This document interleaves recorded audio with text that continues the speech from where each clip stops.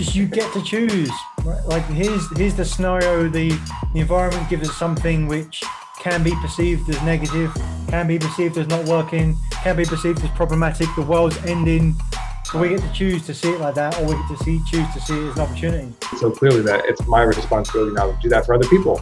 If I have information and, other people's success is my success and vice versa. Because you know what? Like, the challenges or the roadblocks are the journey themselves. There's no big things. It's all little things compounding on top of each other.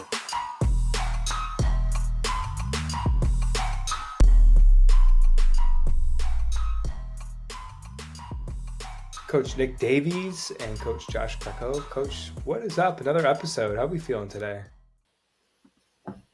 Feeling very Marchy today as we record. First full week in March. And I definitely feel different than I did last week. Last week in February.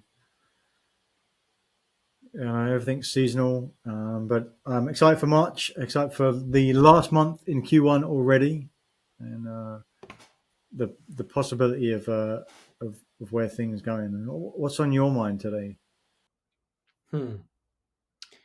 Not a lot. I'm empty and clear today. I don't have anything stuck in there. But I like the word you use, possibility. I like to think in those terms. What's possible? A couple months removed from setting intentions for the year or reflecting on last year.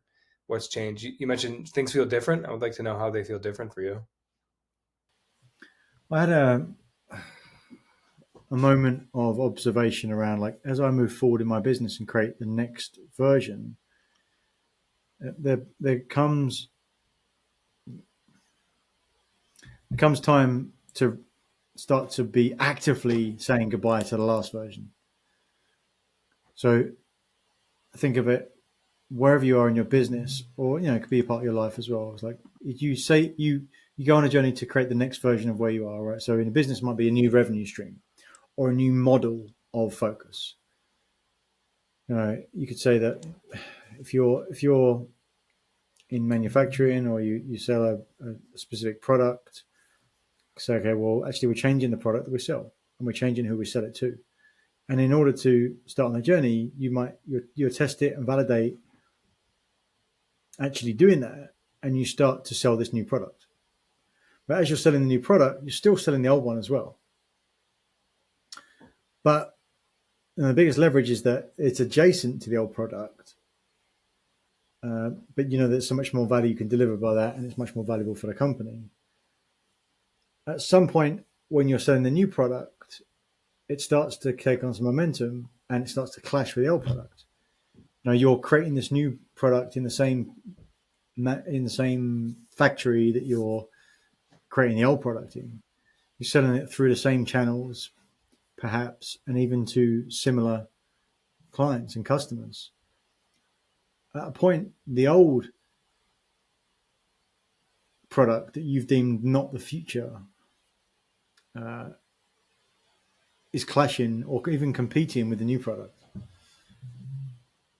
And it's the realization that you can't just go create the new and have that be successful. In order for the new to be successful, you've got to actively down-regulate the old. And that's kind of really been what's on my mind as I think about my clients and also my practice as well. In order to create the next level, we know that we've got to say goodbye to the old one. But I've always thought about that when you first start. You first start going to come bold enough to go start this next version or this next product or this next service. Once you start, everything's fine once you start. But you still, in order to go all in to make that successful, you have to be more actively focused on saying goodbye and stopping the previous one. What do you get there, Coach? Just the question, maybe, is there a certain time where it makes the most sense to shut down the original product line? Like, what's the moment? What's the milestone? How do you know? I think that's the challenge. I think that's exactly the challenge. At what point do you do that? Now, is it where there's some initial resistance? And I think it also shows that if you're not thinking through the process fully, then that's going to come up as well, right? That's kind of what's there for me is like, okay, well, as I work through where I am with my practice, people that are prospect for me should fit into my new version. But if that's not fully up and running, then where do you put them? What do you do with them? So I guess like the challenge of saying goodbye to that or going all in also is scary as well, right? Because ultimately, if you see a better version of something, going all in on that, the quicker you go all in, the quicker you get your outcome. But then the quicker you go all in, the more risk you take on the front end. So if you haven't got a lot of flexibility on the front end, that could be something that you put yourself into a bad spot. Like so from a business perspective, saying, okay, if product A is not the future, product B is, but product A still basically is keeping the lights on. And so at what point do you start to really seriously downregulate product A such you can put the energy into product B? You know, and if you haven't got the space where there's perhaps a lot of retained earnings or other like runway, then that balance it has to be much more precise than just saying, all right, we're going to stop this, completely done, like we're all in on product B, and it's going to take a time to ramp up, and the revenue is going to be down, but like, we'll get there quicker doing that. That's one thing, but if you're relying on product A, that's a much more delicate balance. Right. Yeah, I want a smoother transition somehow, some way. That's what comes up for me is the way that we just discussed it. It feels like there's conflict either with the speed at which you move from product A to product B, or that you're doing both at once, and it's like an additional workload to operate both. Right. So is there a more natural way to, like, maybe can you move some of the users from product A to product B? Like, because that solves both of them at once. Is there a path for that? I don't know. Just thinking of option C. Like, it's either this or that, but is there another option? Are there third ways to do these things? Yeah. Yeah. So I'm thinking for product A, you've got to say like, okay, well, we're not actively making any more product A. We're sold out product A. But there's a maintenance of making sure that product A users still get the right service that they deserve. Yeah. And has been promised. Yeah. Or an off ramp. Like, here's what the next 3 months look like, 6 months look like if you have product A now. At this date in the future, it'll be obsolete. Here are options for product B and maybe even B1, B2, or C. Yeah. Yeah. No, I like the off ramp and the layering down, like the timelines, right? Because time is our biggest asset. Biggest asset outside of ourselves. That we are our biggest asset, but time is the biggest leverage piece that we can use for ourselves. So I think that's really intriguing to think about.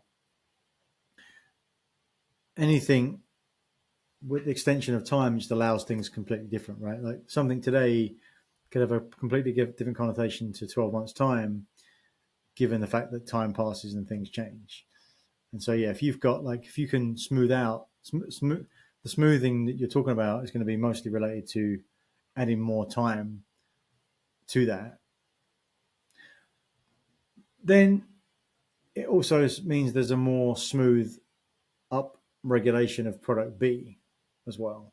You see that, or could you see both? What do you think? Yeah, but both in alignment. That anything prohibiting us from that as belief systems, that it has to be this way. Like just playing with it, right? How could it be smooth? How could it be easy? How could it be blended, integrated? Yeah. So that's kind of what's on my mind as we think about that, right? And what examples pop up for you as you think about perhaps your practice or clients that you've worked with? Yeah, I haven't gotten to a product B yet. I've been toying around with it for many months. I'm intrigued by a product B, doing things a little bit differently than I have.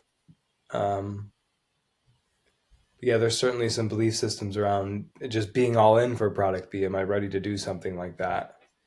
I just did an exercise earlier today with a group that I led with like limiting beliefs, and I did my own exercise. We had like 3 or 4 minutes of silence, and some beliefs that came up with: would people pay for product B? Would would they think it's as valuable as product A, right? Like all these things that, as I talk about product B, people feel my own hesitance for it.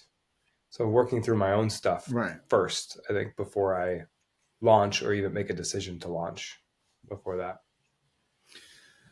Yeah. I was reminded of someone I used to work with a long time ago, back in the banking days, and we would talk about like some of the concepts and principles about making your life better, and I think we were talking about working out or work. Like, what does he want to do? Who do you want to become? He's like, yeah, but like it's so hard to think about, and I didn't have the language to articulate them, but like he's just talking about these beliefs that he has, and all I could do is just share with him is like, said, Dan, his name is Dan. Dan, life is hard enough. Like, why put yourself in the way as an extra roadblock when you're trying to figure this stuff out? Like trying to be the person you want to be. Like you're putting your own mind in front as an extra roadblock, and I couldn't figure out like why he was doing that. Like, and I was getting actually frustrated with him. I was like, I didn't have like the articulation I have now, but like it's like, why are you doing that? He's like, yeah, but I can't. It's like, what do you mean you can't? What do you mean you literally have all of the like faculties to be able to physically do it yourself? What do you mean? Like, you can do it. You just go do it. Like, you can do it. Walk in there. You're not going to die. There's no threat of death. There's no threat of harm. What do you mean you can't do it? And really felt like that. Like, like there's some frustration. It's like when you can see something so obvious for someone, like just go do it. Yeah, but I can't. Like, you can, but you can. Like, it's like, I think the frustrating piece of that is like, it's a poor choice of words, right? It's like I know I physically can. I know I'm physically capable. I'm not letting myself do it for some reason. I can't figure out why. Right? I mean, that's better. It has more. It creates more awareness, right? You can do more with it. And I think like just going through and articulating that is helpful as well. That might in itself just allow for more wiggle room, more space, right? You just want to undo this screw a little bit, so when you drive along, like it rattles itself loose. If it's tight all the way, like it's not going to loosen itself up. So yeah, it's like that. It's like I can, but like do it. I can't do it, but really can. So like what? So it shows me like it goes back to then, do you really want it or not, right? And so if I think about that for you, coach, right? Like what you're thinking about potentially, like there's what do other people think about it, but it doesn't matter. What matters is what do you think about it, and are you more committed to other people's opinions of what they think in any given time? Or are you more committed to showing people what you believe to be true about something? And that's the distinction to make, I believe. If you're committed, I mean, because if you think about the influence of it, if you're committed to it and go like, I'm all in, that's it, like this is it. Do I know for a fact? Well, I haven't got evidence to show me the facts because I can't have that for something I haven't done yet. But I'm going to go all in on it to prove it out because I believe it's going to be the case. I mean, think about all of the things that are true in this world that once were not.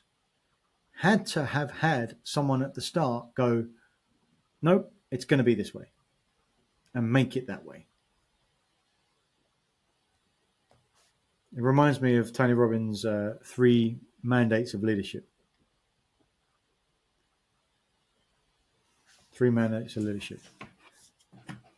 The first mandate is see the things the way that they are.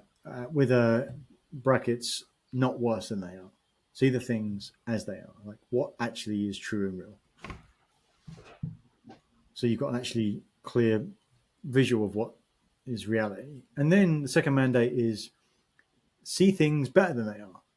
What do you want to create? Like what is the version and the vision I mean, we say visions because it's a visual, but it's an internal visual that you got to make external to make it real. Stephen Covey said things are born twice, right? Once internally, once externally. That second mandate of leadership is to see things better than they actually are. So number one is to see things as they are, not worse, as they are. Number two is to see a version of it that's better. And that version isn't real, meaning like it doesn't exist yet. But the key word there is yet. And the only way it can exist is if we step up to make it so. And so the third mandate of leadership is make it the way you see it. Make it the way you see it. Number one is what's actually real. See things as they are, not worse. Number two is see them better. See them in the version that you see could be possible. And then three is just deliver on that damn thing. Go out there and make it so. Go out there and make it true. Because every good idea that ever was immediately met with someone going, that can't be true. I haven't seen that before. That won't work. Every single time. But every good idea had that at some point. Even the things now that are so ridiculously obvious. But that's the creation part. Like I know it is, I'm convinced. And to your point earlier, Coach, if you're not willing to step into that boldness, Yeah, that's what I wrote down. Then you can't own it, and then you can't influence anyone. Because I told a client the other week, I said, convince me. I can't remember what the outcome was he was trying to get to. I said, I don't believe you. Convince me. So why have I got to convince you? I said, you haven't got to convince me. You got to convince yourself, and the only way you convince yourself is by convincing me. Like the only way I know that you're convinced is because you can convince me, right? It's not about me; it's about you. Right? You can't convince someone, you can't influence someone if you want to influence yourself. What else did you get out of that, Coach? I'm gonna take number 3 and run with it. Make it the way you see it. You need to be so staunchly in support of my vision and where I'm going that people can feel it from me. And that I don't think I have that right now. So I've listed some questions to explore with how do I get that? How do I get, what do I need to see to see this in my mind as something I want to create in reality here? That's what I want to work on. Yeah. What's the evidence that we will need to make that commitment to ourselves? Because nothing happens until you're committed. Right. And a good way of knowing if you're committed or not is whether you're doing it or not. That's the real test. Like it's like a bigger version of like a daily must. Now, if you're on your action plan for the day, and you said this is the number one thing, this is the most important thing today. It's a must. It's got to happen. And at the end of the day, you look at it and go, I didn't do that. That's how you know. That's how you know it's a must or not. Or something got in the way. Someone called me. I had too many things on my calendar. It wasn't a must. Must is, I will move heaven and earth. It's going to happen. Yeah. How do I make it a must? Yeah.